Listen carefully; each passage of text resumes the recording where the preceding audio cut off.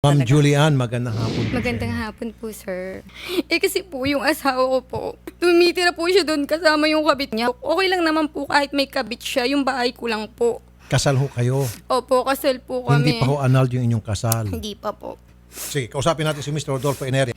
Sir Rodolfo, magandang hapon po. Yes, hello. Andito po si Mrs.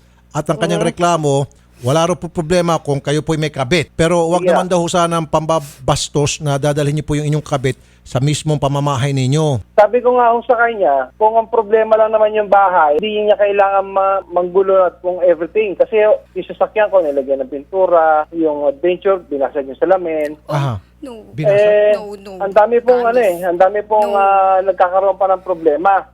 Nadadamay pa. Pati nga ho yung sinasabi niyang kabit ko ho, mga gamit ho lahat, pinagkukuha niya, pinagsusunog, mga requirements and everything, mga damit. Wala nga akong damit ngayon yung tao. Kung doon po mismo sa pamamahay ninyo, may karapatan nga naman po siya magwala. Kahit na sino sigurong babae, may karapatan po siyang sunugin yung mga damit nung kanyang karibal. Kasi insulto nga po sa kanya yun, sir. Mag-usap muna kayo. Sige. Hoy, Bochok, nakailang sabi na ako sa'yo, umalis ka naman, maawa ka naman, ang dami mong property. Bakit ako Bakit ayaw mo ibigay yung para sa akin?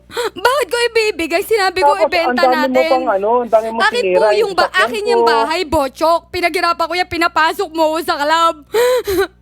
Para lang ba magawa ko yan? Maawa ka naman sa pamilya ko. Alam mo, mahirap kami. Inutusan ka ni Mister na pumasok sa club? Hindi naman po niya ako inutusan. Pumasok po ako doon kasi ayaw niya po akong pakainin.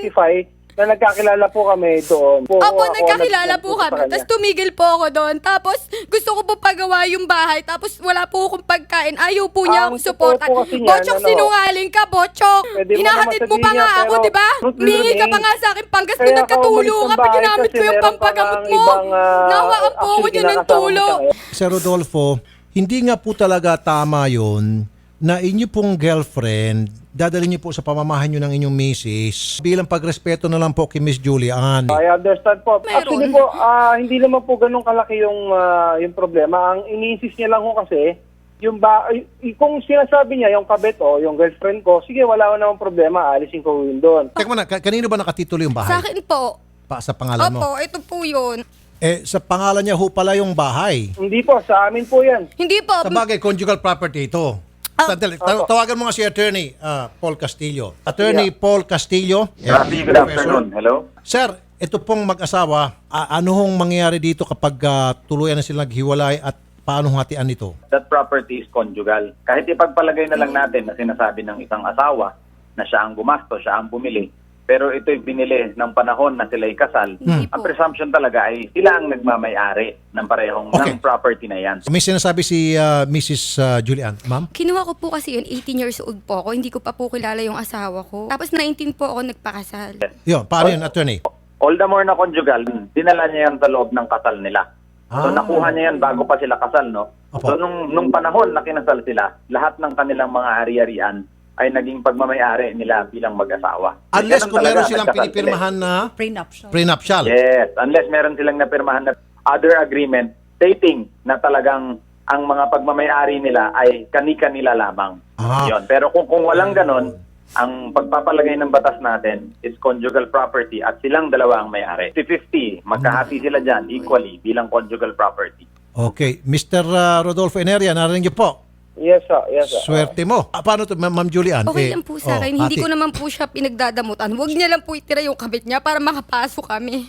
Sige wala akong problema. Rafi, i-add ko lang, no? Sige. As warning natin dyan sa husband na yung pagpapatira ng kanyang girlfriend sa bahay ay concubinage at violence against women. Dahil dinadala At niya concubinage siya. sa bahay nila ng mag-asawa. Sir Rudy, wag na kasi dyan sa pamamahay ninyong Sige, no dalawa. problem po. Bigyan niya lang ho yung para sa akin. Wala namang problema, wala na ako kami pag-uusap. Pwede ba sir matanong, ano ho ba trabaho nila, sir?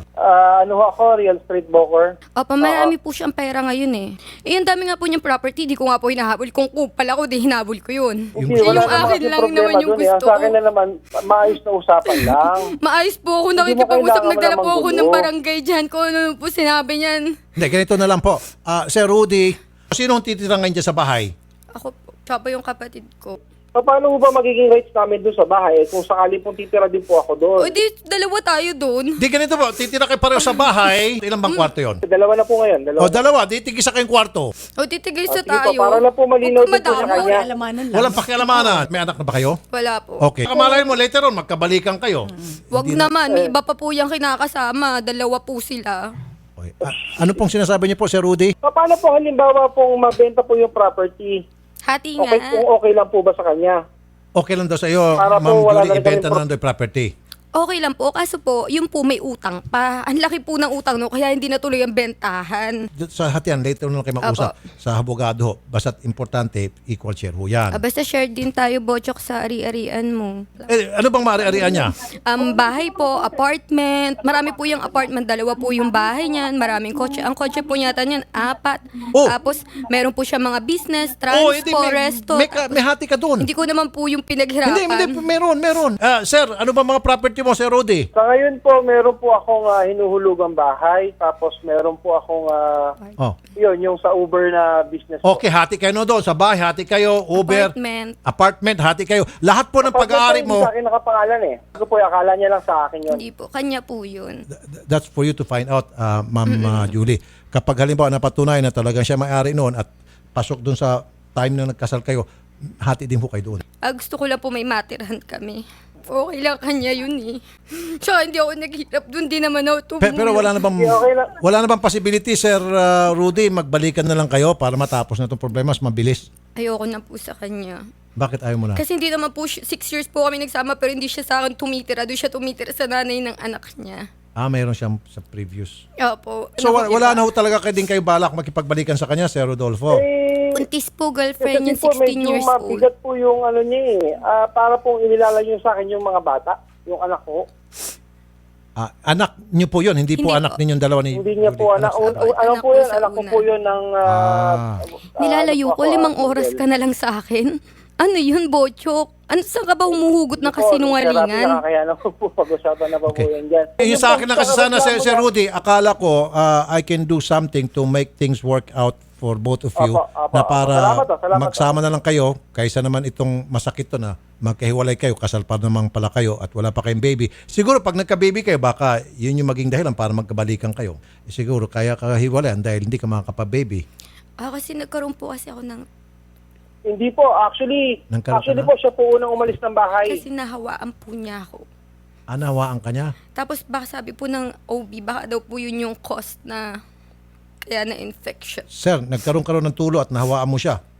Hindi ko po alam kung bakit yun ang sinasabi niya eh. Sir, kahit ilabas ko po yung babae, Ang nahawaan dami naman niya rin. po pwede maging dahilan. Lagi pong yun ang sinasabi niya. Kasi dapat sir, nagkukondom ka sa lahat ng oras kapag, di ba? Hindi Kapag ko sa nga labas. po alam. Baka po Katulad nito, kawawa naman si Ma'am Julian, nahawaan mo raw ng tulo siya, sabi niya. hindi Kawawa po naman siya. yata totoo yun. Oh, No? grabe po, Sige po, pero sige po, kung yun po kiniklaim niya, mahirap po makapagtalo sa kanya. No? Grabe, ang sinungaling mo, Bochok. Natatawa.